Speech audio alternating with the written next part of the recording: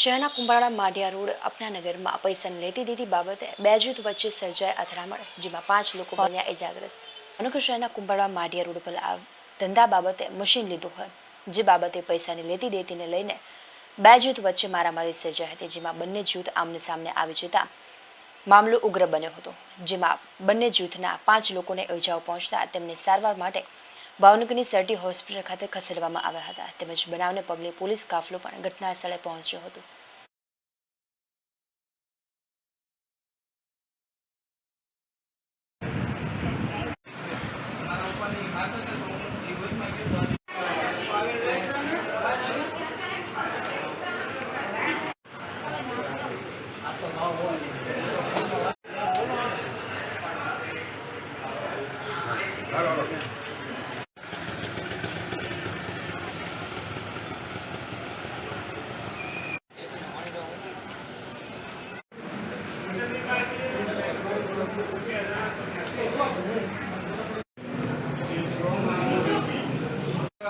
Irfan lucky કરીને છે ને તેનો છેલ્લા નંબરનો નાનો ભાઈ।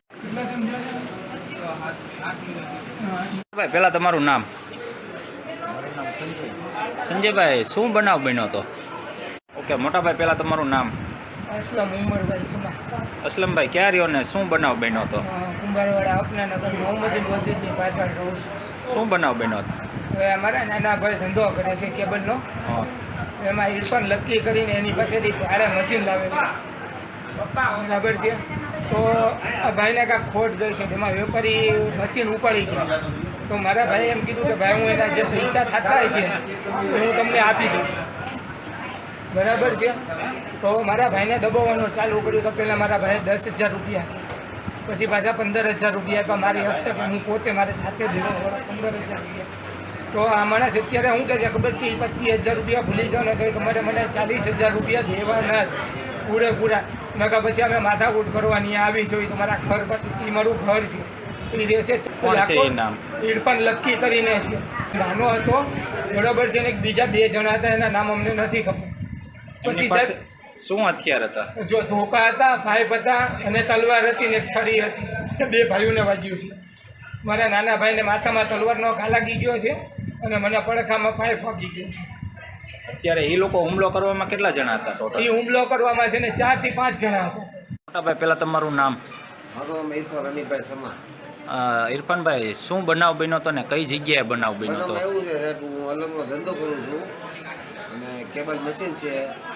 એ વ્યક્તિ મારી પાસે કેબલ મશીન લઈ ગયો 480 કરી અને ખોટું કરીને લઈ ગયો, મારા ભાડા મશીન જોઈએ છે।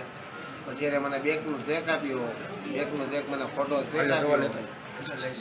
પછી ચેક આપ્યા પછી મને એમ કીધું કે પૈસા હવે દેવા ન થતા, મશીન નથી દેવું, થાય કરી લે, જ્યાં જવું હોય ત્યાં જ્યાં દોડવું હોય ત્યાં દોડ। એટલે મેં પોલીસ સ્ટેશનમાં અરજી કરી કે ભાઈ આ વ્યક્તિ મારું મશીન લઈ ગયો છે અને સાહેબ મને વ્યવસ્થિત જવાબ આપતો નથી।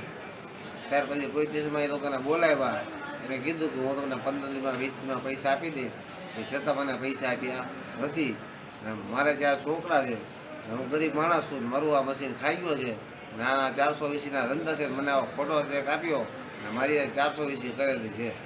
કેટલી રકમ લેવાની હતી ને? મારું મશીન 45,000નું મશીન છે કેબલ મશીનનું। એમાંથી આપ્યા છે કેટલા તમને? મને 1 રૂપિયો આપેલો નથી, 1 રૂપિયો આપ્યો નથી, ખાલી મને ચેક આપ્યો કે આ ચેક તમે બતાવજો। ચેક બતાવવા ગયો, ચેક એનો બાઉસ તો ચેકમાં એના ખાતામાં પૈસા નહોતા।